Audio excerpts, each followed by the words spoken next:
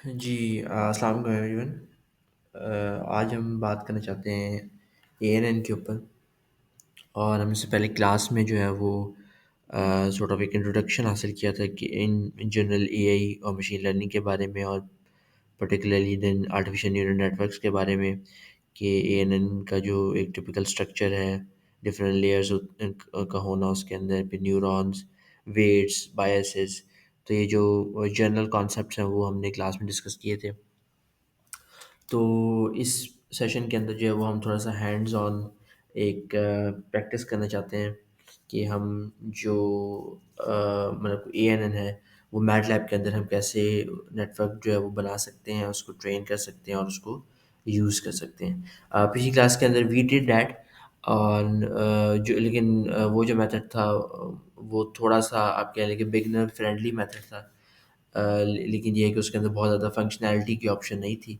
तो आज हम जो मेथड करेंगे ये थोड़ा-सा निस्बतन कुछ टेक्निकल है, ऑल्दो ये भी काफ़ी आसान है, लेकिन ये थोड़ा-सा ज़्यादा टेक्निकल है, लेकिन इसमें आपके पास फंक्शनैलिटीज़ ज़्यादा हैं। तो before I dive into the MATLAB itself, कुछ ये है कि मैं आपसे सोर्सेस शेयर करना चाहता था कि ऑब्वियसली हम अभी एक सैम्पल डाटा सेट के ऊपर काम करेंगे, लेकिन ऑब्वियसली प्रैक्टिस मेक्स परफेक्ट। तो I will really and highly encourage you कि आप डिफरेंट सोर्सेज से डाटा लें और उसके ऊपर इसको प्रैक्टिस करें, बिकॉज मतलब ए एन एन जो है is a very valuable skill to have and for all professions.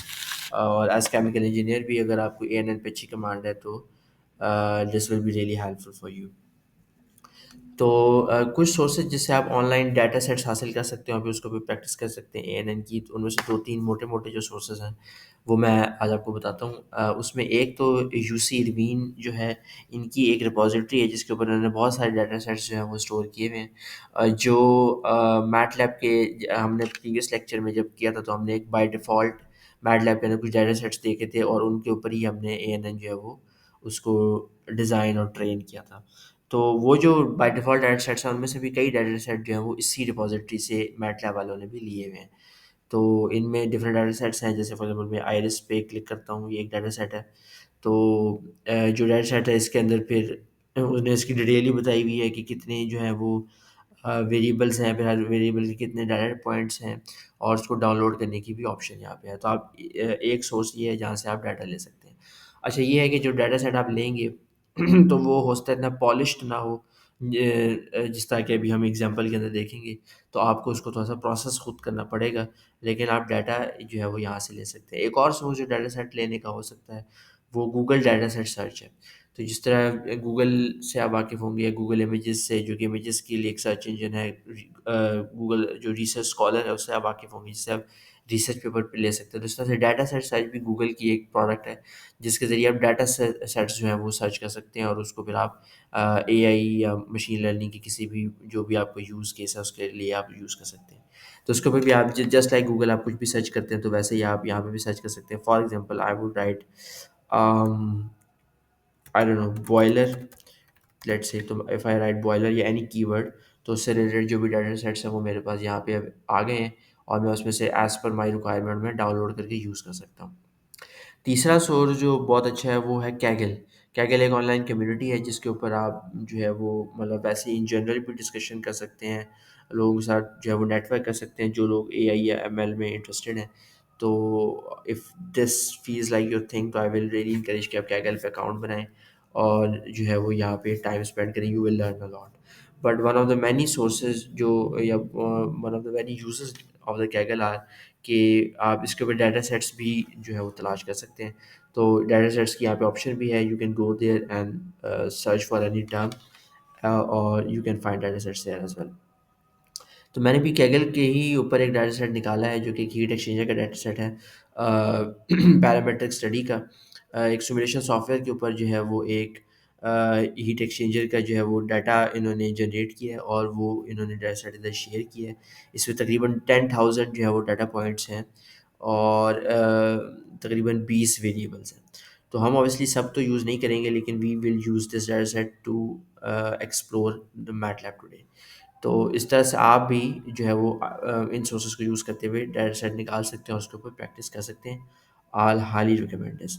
तो खैर हम अपने मकसद की तरफ चलते हैं, तो मैंने यहाँ से जो है वो इसको डाउनलोड कर लिया।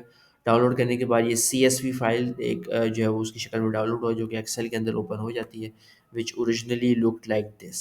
ठीक है, तो इसके अंदर 20 जो है ना वो वेरिएबल्स हैं, और ये देखें 20 वेरिएबल्स हैं, और 20 वेरिएबल में फिर हर वेरिएबल की 10,000 वैल्यूज़ हैं, जो कि अगर आप नीचे तक जाएँ तो you will find 10,000 data points.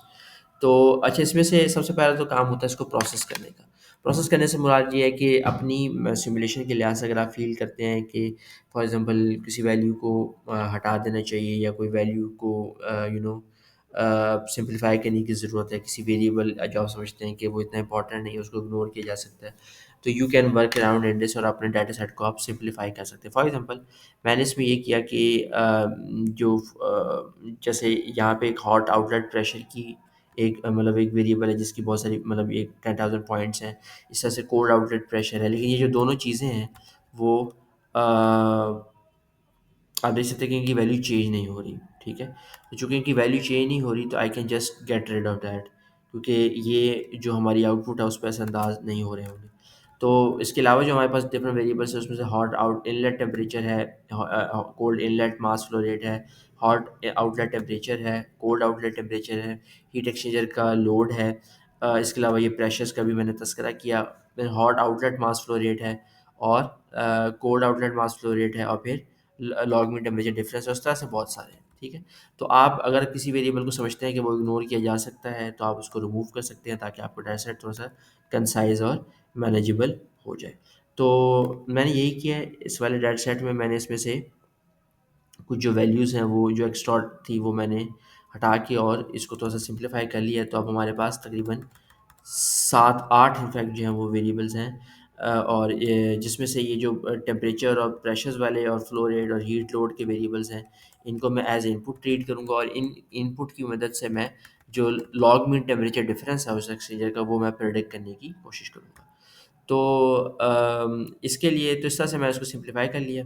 उसके बाद टोटल 10,000 डायरेक्ट सेट्स थे, जो कि बहुत ज़्यादा हैं, तो मैं इसमें से सिर्फ 1000 को ही मैंने अलहदा किया है, और उन 1000 में से भी जो 70% है, यानी कि 700, उनको मैं ट्रेनिंग के लिए यूज़ करूँगा, और बाकी जो 30% है उनको मैं टेस्टिंग और वैलिडेशन के लिए यूज़ करूँगा। ये रेशो जो है वो एक यूजुअल कन्वेंशन है, ऑल्दो ये कोई ज़रूरी नहीं है। अगर आप ट्रेनिंग का डाटा सेट ज़्यादा रखना चाहते हैं, 75-80%, तो आप वो भी कर सकते हैं, और या टेस्टिंग का बढ़ाना चाहते हैं तो वो भी कर सकते हैं। It is really up to you, लेकिन एक अच्छी प्रैक्टिस है कि आप 70 और 30 की रेशो रखें, as discussed in our class as well. तो ये जो है टेस्टिंग का जो डाटा सेट है, ट्रेनिंग का सॉरी जो डाटा सेट है, जो 700 पॉइंट्स में मुश्तमिल है, तो इसको मैंने एक ग्रीन कलर से मार्क कर दिया है अपनी यादाश्त के लिए। आप इसको बेशक ना भी करें तो डजेंट रियली मैटर्स। और उसके बाद जो है जो आगे के 300 पॉइंट्स हैं, उनको मैंने ब्लू से मार्क कर दिया वंस अगेन अपनी याददाश्त के लिए। ठीक है, तो इस तरह से हमने डाटा ले लिया और उसको टेस्टिंग और ट्रेनिंग के सेट्स में डिवाइड कर लिया। अच्छा, इसके बाद मैं मैटलैब अपना ओपन करता हूँ, और मैटलैब में जो हम कमांड यूज़ करेंगे वो है NN टूल। तो ये हम कमांड यूज़ करेंगे। इससे पहले प्रीवियसली जो है आपको याद होगा हमने NN स्टार्ट जो है वो यूज़ की थी, जो कि वंस अगेन अगर आप पहली दफ़ा करें तो आई विल रिकमेंड कि आप NN स्टार्ट से करें, बिकॉज़ ये इसमें उतनी फंक्शनैलिटी तो नहीं है, लेकिन इस पे मतलब कंपैरेटिवली काम करना ईज़ी होगा। हर स्टेप के ऊपर उसने एक्सप्लेनेशन भी दी होती है यहाँ पर। तो अगर आप पहली दफ़ा करने लगे तो आई विल एडवाइज़ कि आप NN स्टार्ट से आगाज़ करें, और then you can jump on to the NN tool. तो लेकिन हम आज NN टूल के ऊपर ही काम करेंगे। तो एनएल टूल पे जो है वो बनाने से पहले, अपना नेटवर्क उसको ट्रेन करने से पहले, हमें जो है वो डाटा चाहिए। ठीक है, तो हम डाटा को सबसे पहले जो है वो इंट्रोड्यूस करते हैं अपनी वर्क स्पेस के अंदर। तो हम वेरिएबल्स पहले कुछ क्रिएट कर लेते हैं। वो वेरिएबल्स जो हैं वो कौन कौन से हैं, उसमें सबसे पहले हम बना लेते हैं हमारा जो इनपुट का वेरिएबल है। ठीक है, मतलब हम जो ट्रेनिंग के लिए इनपुट प्रोवाइड करेंगे, तो लेट्स कॉल इट इनपुट। और इनपुट में आपको याद होगा कि वेरिएबल्स क्रिएट करने के लिए हम वेरिएबल का नाम रखते हैं इक्वल टू समथिंग। तो मैं ब्रैकेट के अंदर जो मेरी वैल्यूज़ हैं वो मैं ले लेता हूँ। तो मैं अपना वेरिएबल जो है उसके साथ इनपुट जो है उसके साथ वेरिएबल्स हैं, तो उनको मैंने सेलेक्ट कर लिया। तो ये हो गया, इसको मैं कंट्रोल C करता हूँ, और यहाँ पे मैटलैब में चला जाता हूँ, और इसको यहाँ पे पेस्ट करके ब्रैकेट बंद कर दूँगा, और इसको मैं ट्रांसपोज़ करके आगे बंद कर दूँगा। अच्छा, ट्रांसपोज़ करने की वजह ये है क्योंकि अगर मैं ट्रांसपोज़ नहीं करूँगा ना तो बेसिकली मैं कहना ये चाहता हूँ कि हमारे 7 वेरिएबल्स हैं और हर वेरिएबल के 700 पॉइंट्स हैं। अगर हम जब इसको ओरिजिनली पेस्ट करेंगे ना तो तब इसका ऑर्डर गलत हो जाएगा, मतलब 700 बाई 7 हो जाएगा, यानी कि 700 वेरिएबल्स के 7 डाटा पॉइंट, जो कि ऑब्वियसली एक्चुअल केस नहीं है। तो हमें ऑर्डर चाहिए इस तरह से, तो इस वजह से हम इसको ट्रांसपोज करके पेस्ट करें ताकि 7/700 ये हो जाए, यानी कि 7 वेरिएबल्स के 700 डाटा पॉइंट्स, हर वेरिएबल के 700 डाटा पॉइंट्स हैं। तो इस तरह से इनपुट का मैंने बना लिया। उसके बाद इस इनपुट की जो एक्सपेक्टेड आउटपुट है या जो मेरा टारगेट है, जो वैल्यू होनी चाहिए, तो मैं उसका एक वेरिएबल बना लेता हूँ। तो once again I will refer to my data, और इसको मैं सिलेक्ट करके ऐसे ही चला जाता हूँ और अपने 300 जो सॉरी 700 जो डाटा पॉइंट्स हैं for this single variable of log mean temperature difference, इसको मैं सिलेक्ट कर लेता हूँ। तो we are almost here. Yup, ठीक है जी। तो ये हमने सेलेक्ट कर लिया, इसको मैं कॉपी कर लेता हूँ और कॉपी करने के बाद I'll पेस्ट दिस हेयर, और वंस अगेन ब्रैकेट बंद, ट्रांसपोज के लिए ये कोमा लगाऊंगा ऊपर वाला इन्वर्टेड सिंगल, और इसको मैं बंद कर दूंगा। तो अब मेरे पास टारगेट का भी एक वेरिएबल जनरेट हो गया है, जिसके वंस अगेन एक ही वेरिएबल है LMTD। उस LMTD की 700 डिफरेंट वैल्यूज़ मेरे पास है। उसके बाद ये तो मेरा हो गया इनपुट और टारगेट, जो कि मैं यूज़ करूँगा नेटवर्क बनाने और उसको ट्रेन करने में। जब हम इंशाल्लाह नेटवर्क ट्रेन कर लेंगे तो फिर उसके बाद हम उस नेटवर्क को यूज़ करके देखना चाहेंगे, टेस्ट करना चाहेंगे कि यार ये काम कर भी रहा है या नहीं। ठीक है, तो उसके लिए भी मैं वेरिएबल्स अभी से ही बना लेता हूँ, बट टू डिफरेंशिएट अपनी याददाश्त के लिए मैं इसको कर लेता हूँ टेस्ट अंडरस्कोर इनपुट, यानी कि जब मैं टेस्ट करूँगा तो उस टेस्ट की इनपुट क्या होगी। ठीक है, या जस्ट टेस्ट इन भी इसको कह सकते हैं आप, इक्वल टू ब्रैकेट खोली वंस अगेन। अब मैं जाऊँगा अपनी शीट में वापस, और अब मेरा जो टेस्टिंग वाले जो 300 वैल्यूज़ हैं मैं इनको सिलेक्ट कर लेता हूँ। Okay okay okay, I think this went a bit far. चलो इसको यूँ से कर लेते हैं।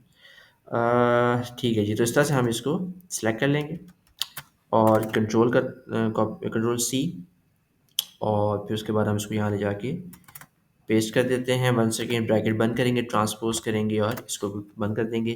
तो मेरे पास एक टेस्ट इनपुट का वेरिएबल जनरेट हो गया वर्क स्पेस में, जो कि 7 उसके वेरिएबल्स हैं और हर किसी की 300 वैल्यू है।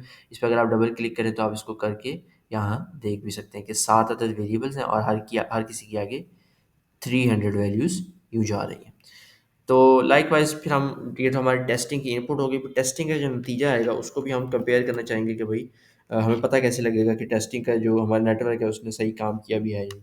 तो टेस्टिंग की जो आउटपुट है वो भी मेरे पास कोई ना कोई होनी चाहिए। तो टेस्ट टारगेट मैं इसको कह देता हूँ, and than equal to bracket में खोल के जो है, और इसको एक्सेल शीट में मैं 1 सेकेंड चला जाता हूँ, और यहाँ पे जो मेरी अब LMTD की वैल्यूज़ हैं मेरे टेस्टिंग सेट की, जो आउटपुट है उसको भी मैं कॉपी कर लेता हूँ, और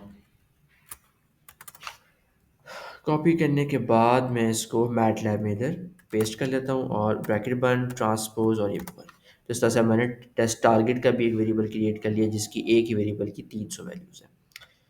तो आई थिंक अब हमने अपने सारे वेरिएबल्स बना लिए हैं। अब हम एक्चुअल जो है ना वो काम की तरफ चलते हैं, और हम अपना NN टूल जो है वो उसकी कमांड देते हैं, तो हमारे पास ये मेन्यू खुल जाएगा। अच्छा, इसमें हमारे पास हमें इनपुट डाटा और टारगेट डाटा चाहिए, ठीक है।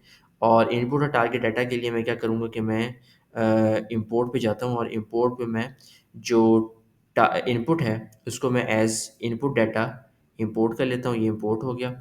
उसके बाद टारगेट सेलेक्ट करूँगा और टारगेट को भी मैं एज टारगेट डाटा इंपोर्ट कर लूँगा। ओके हो गया। इसके बाद फिलहाल हमें यही करना है, टेस्ट इन और टेस्ट आर की हमें ज़रूरत अभी हमें नहीं पड़ेगी, वो जब हम नेटवर्क ट्रेन कर लेंगे उसके बाद हम इसको यूज़ करेंगे। तो हम इसको फिलहाल क्लोज कर देते हैं। अब आप देख सकते हैं कि इनपुट में इनपुट आ गई और टारगेट में टारगेट आ गया। तो अब हम जाते हैं न्यू पे। न्यू में अब हम नेटवर्क जो है वो बनाते हैं अपना। तो सबसे पहले तो नेटवर्क का नाम है, आप इसका जो भी नाम रखना चाहें, for example G test net one, ठीक है, आप जो भी इसका नाम आपको मुनासिब लगे।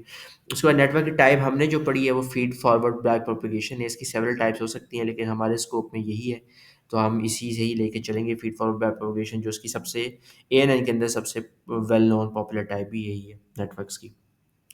उसके बाद इनपुट डाटा हम सेलेक्ट कर लेंगे, तो इनपुट जो है वो ये हो गया। टारगेट डाटा जो है वो टारगेट का हमने ये सिलेक्ट कर लिया। उसके बाद ट्रेनिंग फंक्शन हम यूज़ करेंगे ट्रेन एल एम। ये बेसिकली लेवनबर्ग मेथड है जो कि हमने क्लास में भी यूज़ किया था, तो वही हम यहाँ भी यूज़ कर रहे हैं। इसमें भी मल्टीपल ऑप्शंस होती हैं, लेकिन हम और आप देख सकते हैं कि जो आपने जब एन एन स्टार्ट के जरिए किया था तो वहाँ पे सिर्फ 3 से 4 ट्रेनिंग फंक्शंस की ऑप्शंस आ रही होती हैं, लेकिन यहाँ पे बहुत ज़्यादा है। ठीक है, तो जैसे मैंने कहा कि इस ऑप्शन इस जो एन एन टूल है इसके ज़रिए आपको फंक्शनैलिटी बहुत ज़्यादा मिलती है जो कि एन एन स्टार्ट में नहीं थी।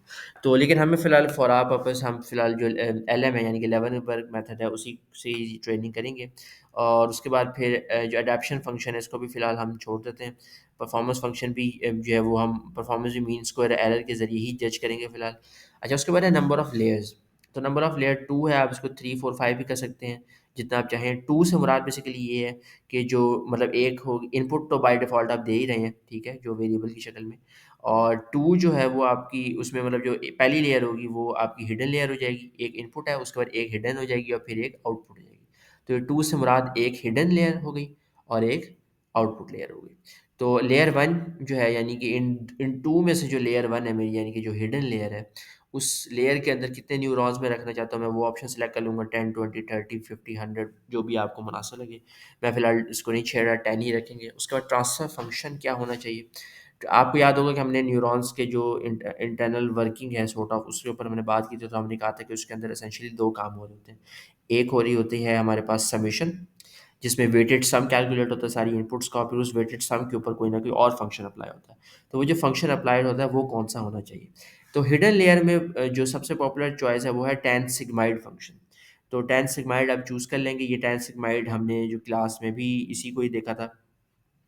और तो ये हम चूज़ कर लेंगे। लेयर 2 में जो है वो भी फिर आप इस तरह से जो अपनी ज़रूरत के मुताबिक चूज़ कर सकते हैं। जो ये जो ट्रांसफ़र फ़ंक्शंस का जो डिसीजन है, ट्रेनिंग फ़ंक्शन का डिसीजन है, अडैप्शन का डिसीजन है, ये डिपेंड करता है ऑब्वियसली आपके डाटा की नौइयत के ऊपर भी and what you are trying to achieve. So ये बहुत इन डेप्थ टॉपिक अपनी ज़ात में, हम इसको इंशाल्लाह क्लास में भी कवर करेंगे। तो बहरहाल मैं फ़िलहाल प्योर लेन जो है वो सिलेक्ट कर रहा हूँ, आप कुछ और भी सिलेक्ट कर सकते थे, it doesn't really well it matters really, लेकिन फॉर दिस एग्जांपल हम प्योर लेनी इसको ले लेते हैं। और विद दैट अब हमने लेयर 1 के लिए ट्रांसिक माइंड और लेयर 2 के लिए हमने जो है वो प्योर लेन कर लिया। अच्छा, बाय द वे आप देख सकते हैं लेयर 2 में आप न्यूरॉन सेलेक्ट नहीं कर सकते क्योंकि ये आउटपुट है। तो आउटपुट के तो जो न्यूरॉन हैं वो हैं, तो उसके साथ आप ऑब्वियसली नहीं छेड़छाड़ कर सकते। हिडन लेयर के न्यूरॉन आप अपनी मर्जी से कम ज़्यादा कर सकते हैं। तो विद डैट अब हमने इसको क्रिएट कर दिया, और क्रिएट करने के बाद मैं इसको ओके कर देता हूँ और इसको क्लोज़ कर देता हूँ। तो अब आप देख सकते हैं कि हमारा टेस्ट नेट 1 के नाम से एक जो है नेटवर्क यहाँ पे आ गया है। अब हम इसको कर लेते हैं एक्सपोर्ट, बल्कि इनफैक्ट एक्सपोर्ट करने से पहले अभी हमने इसको ट्रेन तो किया नहीं, तो हम इसको ट्रेन कर लेते हैं। तो मैं इसको सिलेक्ट करके ओपन कर लूँगा। ओपन करूँगा तो ये हमारे सामने हमारा नेटवर्क जो है वो आ गया है ANN। तो इसमें 7 इनपुट्स हैं, हमारे हिडन लेयर में 10 अदर उसके न्यूरॉन्स हैं, और फिर उसके बाद आउटपुट हमारी एक ही जनरेट हो रही है और एक ही वो आउटपुट हमें मिलेगी। तो इसके बाद हम इसको ट्रेन कर लेते हैं। ट्रेन करने के लिए यहाँ पे इनपुट हम सेलेक्ट कर लेते हैं इनपुट, और टारगेट जो है वो सिलेक्ट कर लेते हैं target. In the interest of time मैं बाकी ऑप्शन एक्सप्लोर नहीं करा, but I will highly encourage you कि आप बाकी ऑप्शंस को भी ज़रूर थोड़ा सा प्ले अराउंड करें। इसमें वंस अगेन मैं कहूँगा क्योंकि एन एन टूल में काफ़ी फंक्शनैलिटीज़ हैं, तो आप यहाँ पे काफ़ी चीज़ों को जो है वो एडजस्ट कर सकते हैं अपनी मर्ज़ी के मुताबिक once you have the understanding of that. जैसे ट्रेनिंग पैरामीटर के अंदर आप डिफरेंट पैरामीटर हैं, जैसे कुछ आपने स्टडी किए भी होंगे हमने क्लास के अंदर, जैसे ईपॉक्स यानी कि जो नंबर ऑफ साइकिल्स हैं एक तरह से, तो वो आप कम ज़्यादा यहाँ पे कर सकते हैं। ये ऑप्शन आपके पास एन एन स्टार्ट के अंदर नहीं थी, आपको याद होगा। फिर गोल गोल से मुराद है कि कितना एरर मतलब होना चाहिए, तो मैं चाहता हूँ कि एरर मेरा मिनिमाइज हो। अगर आप चाहें तो आप उसको भी एडजस्ट कर सकते हैं। तो इस तरह से हम डिफरेंट जो चीज़ें हैं पैरामीटर्स हैं उनको हम चेंज कर सकते हैं। इसके अलावा जो वेट्स होंगे, वेट्स और बायसेस भी हमने क्लास में डिस्कस किए थे। तो इनिशियल वेट्स जो हैं हर मतलब वो न्यूरॉन के लेयर के, वो भी यहाँ पे उसने इनिशियल वैल्यूज़ दी हुई है, हम इन वैल्यूज़ को भी चेंज कर सकते हैं अगर हम चाहें। तो इसमें काफ़ी फंक्शनैलिटीज़ है जिसको आप एक्सप्लोर कर सकते हैं। लेकिन फ़िलहाल हम बाकी सब डिफ़ॉल्ट ही रहने देते हैं और इनपुट और टारगेट जो है वो सिलेक्ट करके ट्रेनिंग डाटा के तौर पे उसको ट्रेन करेंगे। जब हम ट्रेन करेंगे तो आपके सामने ये देखें कि ट्रेनिंग शुरू हो गई है, और तकरीबन कोई 5-6 सेकंड में 5 सेकंड में ये ट्रेनिंग हो गई है, 1000 इटरेशंस पूरी हो गई हमारी। और इसके साथ ही जो है वो ट्रेनिंग हमारी हो गई है। ये विंडो जो ट्रेनिंग वाली है ये हम पहले भी क्लास में डिस्कस कर चुके हैं, तो मैं इस पे ज़्यादा एक्सप्लोर इसको नहीं करूँगा अभी। तो हम परफॉर्मेंस की तरफ चलते हैं, और परफॉर्मेंस में it has worked actually exceptionally well. और क्योंकि आप देख सकते हैं एरर बहुत थोड़ा है, ठीक है, mean square error is like in like very small magnitude, तो which is a good sign. पे इसके अलावा और भी जो सिम्टम्स हैं, जैसे फॉर एग्जांपल जो ये हमारी ट्रेनिंग कर्व है, ये टेस्टिंग और वैलिडेशन के दरमियान में होंगे, क्लोज बाय है, which is another good sign. ठीक है, तो I am so far very happy. इसका रिग्रेशन से भी हमें पता लगेगा। ओह वाह! ठीक है, तो रिग्रेशन तो बहुत ही अच्छी है, बिल्कुल जो हमारा मतलब आर की वैल्यू 1 आई है। और हम देख भी सकते हैं कि हमारे पॉइंट्स बिल्कुल 100% फिट हो गए हैं। ये वैसे this has worked exceptionally well. Probably शायद डाटा हमारा सिंपल था, उसमें बहुत ज़्यादा नॉन लीनियरिटी नहीं थी, तो this could be the reason. असल में इट रेयरली कम्स टू 1। ठीक है, अगर आपका जो डाटा पॉइंट्स है वो पॉइंट वैसे इसमें हर किसी की अपनी टॉलरेंस होती है, लेकिन पर्सनली आई बिलीव अगर आपके पॉइंट 8 से ज़्यादा है आर की वैल्यू, तो मतलब आपका नेटवर्क मुनासिब है। तो ये तो खैर 1 आ गई है, तो इट इज़ एक्सेप्शनली गुड। तो हम इसको बंद कर देते हैं। तो इस तरह से हमने ट्रेन अपना नेटवर्क कर लिया है। इसके बाद हम जब नेटवर्क ट्रेन कर लिया, तो अब हम इसको एक्सपोर्ट भी कर सकते हैं। तो हम इसको अगर एक्सपोर्ट करें, तो मैं जाता हूँ एक्सपोर्ट पे, टेस्ट नेट 1 को सिलेक्ट करता हूँ और इसको एक्सपोर्ट करता हूँ। तो अब आप वर्क स्पेस को देखिएगा, जैसे ही मैं एक्सपोर्ट करता हूँ, तो हमारा जो एक टेस्ट नेट 1 नेटवर्क था, वो हमारा वर्क स्पेस के अंदर आ गया। तो इसके बाद जो है वो हम क्या करते हैं कि इसको मैं यहाँ पे क्लोज़ कर देता हूँ, ठीक है। अच्छा, क्लोज़ करने के बाद अब हम जो है वो ये हमने अपने नेटवर्क बना भी लिया है, उसको ट्रेन भी कर लिया। अब हम देखना चाहते हैं कि भाई ये मतलब एक अननोन डाटा सेट के अगेंस्ट ये जब हम यानी कि हम इसकी टेस्टिंग करेंगे एक्चुअली, तो ये काम कैसे करता है। तो उसके लिए हम क्या करते हैं कि हम जो है ना वो एक कमांड यूज़ करेंगे, जो कि शायद आप लोगों ने पहले यूज़ ना की हो, लेकिन इट्स वेरी सिंपल। हम फॉर एग्जांपल इसको टेस्ट करना चाहते हैं और टेस्टिंग के जो रिजल्ट्स हैं वो हम एक वेरिएबल में स्टोर करना चाहते हैं। तो रिजल्ट्स को स्टोर करने के लिए लेट्स कॉल इट रिजल्ट। ठीक है, तो रिजल्ट ही हम इसको कह देते हैं। तो रिजल्ट हमने एक वेरिएबल बनाना है इक्वल, और इक्वल के बाद जो है वो हम करेंगे सिम। सिम के बाद अब हम सिम के अंदर हम सबसे पहले बताएंगे इसको कि भाई हमारा नेटवर्क कौन सा है। तो जिसको हमने मतलब यूज़ करना है, कौन सा ANN है, तो वो हमारा नेटवर्क है टेस्ट नेट 1 के नाम से, फिर कोमा, और फिर हम इस नेटवर्क में सॉर्ट ऑफ इनपुट यानी कि हम अपनी वैल्यू जो इस नेटवर्क के अंदर डाल के चेक कर रहे हैं, वो इनपुट कौन सी है। तो वो इनपुट है टेस्ट अंडरस्कोर व इन, जो हमने ये वाली खुद क्रिएट की थी टेस्टिंग के लिए। तो हम इसको बंद कर देंगे और इसको क्लोज करके हम इसको एंटर कर देते हैं। तो अब हमारा आप देख सकते हैं एक और वेरिएबल रिजल्ट का जनरेट हो गया है। तो रिजल्ट के अंदर अब हमारे ये जो जब हमने टेस्टिंग किया, तो उस टेस्टिंग के आउटपुट के नतीजे हमारे इस रिजल्ट के अंदर आ गए हैं। अब हम ये देखना चाहते हैं कि भाई ये रिजल्ट, क्योंकि हम रिजल्ट को अगर देख सकते हैं वैसे तो खोल के इसकी वैल्यूज़, लेकिन उस वैल्यू से ये नहीं पता लगता हमें कि भाई ये कितने मतलब हमारा जो आउटपुट है वो कितनी परसेंट एक्यूरेट है ये, या जो आउटपुट है कितनी रिलायबल है ये।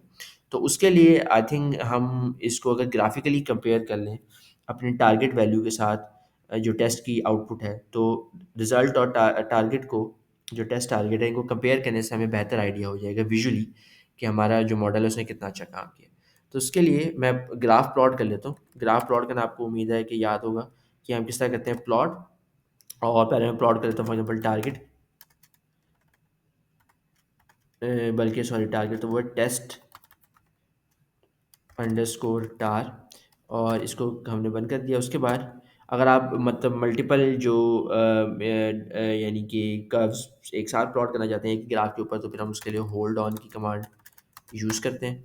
और उसके बाद फिर हम इसको बंद करके फिर हम एक और चीज़ प्लॉट करेंगे। वो प्लॉट हम कर लेते हैं अब जी रिज़ल्ट, जो हमारी नेटवर्क की आउटपुट थी। तो रिज़ल्ट मैं सेलेक्ट कर लेता हूँ और इसके साथ ही मैं इसको बंद करके in fact I think I should do something as well, क्योंकि जब हम टेस्ट और रिज़ल्ट को एक ही ग्राफ प्लॉट करेंगे, तो कन्फ्यूजन से बचने के लिए I think we should have some sort of colour difference. Colour डालने के लिए आई गेस, उम्मीद है मैं गलत नहीं होऊंगा, वी डू अकोमा, और फिर I think we do this. तो अगर हम फॉर एग्जाम्पल ग्रीन कलर करना चाहते हैं रिजल्ट का, हम चाहते हैं रिजल्ट वाले जो प्लॉट है वो ग्रीन कलर का हो, तो आई विल डू दिस। और आई थिंक यही होता है, तो मैं इसको एंटर कर देता हूँ। अच्छा, एंटर करने के बाद जो है ना वो हमारे पास ये एक ग्राफ बन गया है, और ये सब एक ही ग्राफ है which is surprise. In fact I think I know what the issue is. ठीक है, तो हमारा ग्राफ बन गया और आई थिंक ये बिल्कुल सही ग्राफ है। तो इसमें जो है ना हमने क्या किया कि टेस्ट टारगेट और जो रिज़ल्ट है, यानी कि रिज़ल्ट वो जो हमारे नेटवर्क की आउटपुट थी, और टेस्ट टारगेट जो हमारी एक्सपेक्टेड आउटपुट थी, जो आउटपुट होनी चाहिए थी हमारे, यानी कि टेस्टिंग वैल्यूज़ की जो एक्चुअल आउटपुट थी, वो ये है। तो हमने इन दोनों को यहाँ पे प्लॉट कर लिया, लेकिन आपको यहाँ पे एक ही कर्व सिर्फ नज़र आ रही है। उस कर्व की वजह ये है क्योंकि अगर आप यहाँ से देखें तो आपको हिंट भी मिल रहा होगा, ये बेसिकली दो कर्व ही हैं। लेकिन चूंकि हमारी आर की वैल्यू आपको याद होगा कि वो 1 आई थी, मतलब आपका 100% पॉइंट्स प्लॉट जो है वो फिट हो रहे हैं ट्रेंड के ऊपर। इस वजह से तो हमारी जो दोनों ग्राफ्स हैं वो बिल्कुल ठीक ठीक एक दूसरे के ऊपर फिट बैठ गए। तो इसको देखने के लिए अगर आप इसको ये मैग्नीफाइंग टूल सेलेक्ट कर लेते हैं, मैं इसको इनफैक्ट बड़ा भी कर लेता हूँ विंडो को, मैग्नीफाइंग टूल सेलेक्ट करते हैं और हम इसको किसी हिस्से पे ज़रा जूम इन करते हैं, तो आप यहाँ देख सकते हैं कि ये दो डिफरेंट लाइंस हैं। और in fact I think I should be able to insert the legend as well यहाँ से जाके। तो आप देख सकते हैं डाटा वन और डाटा टू, मतलब में यानी कि हमने जो चीज़ें प्लॉट की हैं वो दोनों यहाँ पे प्लॉट है, लेकिन वो इतनी अच्छी एक्यूरेसी है कि वो बिल्कुल एक दूसरे के ऊपर ही आ गई है, एक दूसरे के ऊपर उन्होंने ओवरलैप कर लिया है। तो इस तरह से हम ग्राफिकली जो है ना वो ज़्यादा बेहतर तरीके से जज कर सकते हैं कि हमारी वैल्यूज़ जो हमारे जो नेटवर्क की परफॉर्मेंस थी वो कैसी रही है। ऑल्दो इतनी बहुत ज़्यादा एक्यूरेसी जो है, स्पेशली जब आप एक real life non linear data use करेंगे तो इतनी ज़्यादा एक्यूरेसी तो नहीं मिल सकती, एंड दैट इज़ एक्सपेक्टेड, तो उसमें कोई परेशान होने वाली बात नहीं है। वंस अगेन डिफरेंट केसेस में या डिफरेंट लोगों के नज़दीक डिफरेंट टॉलरेंस होती है कि भाई कितना एरर एक्सेप्टेबल है। लेकिन पर्सनली मेरे लिए 80% से ज़्यादा अगर एक्यूरेसी है या जो है वो मतलब बेहतर परफॉर्मेंस है, 80% से ज़्यादा, 0.8 से ज़्यादा आर की वैल्यू है, तो इसका मतलब है कि that network has perform satisfactory. तो इसके साथ ही हम जो है वो इसको मतलब इस तरह से प्लॉट करके विजुअली देख सकते हैं। तो अब हमने जस्ट टू रिकैप, हमने इनपुट्स बनाए, रिज़ल्ट बनाया, टारगेट सॉरी टेस्ट इन और टेस्ट टारगेट, यानी कि 4 वेरिएबल्स हमने क्रिएट किए। उसके बाद फिर हम एन एन टूल पे गए और एन एन टूल पे जाके हमने जो है वो अपना इनपुट सेलेक्ट की, टारगेट सेलेक्ट किया, नेटवर्क क्रिएट किया, नेटवर्क ट्रेन किया।